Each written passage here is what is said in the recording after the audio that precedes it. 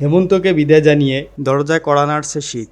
উত্তর অঞ্চলে শীতের আগমন ঘটতে শুরু করেছে। এর সাথে সাথে শীতের পোশাকের চাহিদাও বেড়ে গেছে।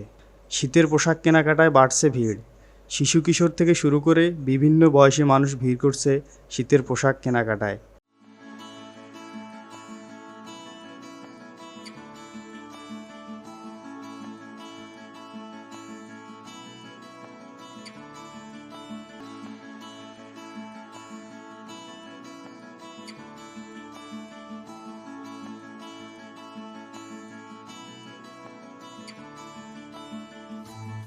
একটু ঠান্ডা হালকা হালকা পড়ছে আর কি, সেই জন্য আর কি বাচ্চাকে নিয়ে বউ বাচ্চাকে নিয়ে নিতে আসছে।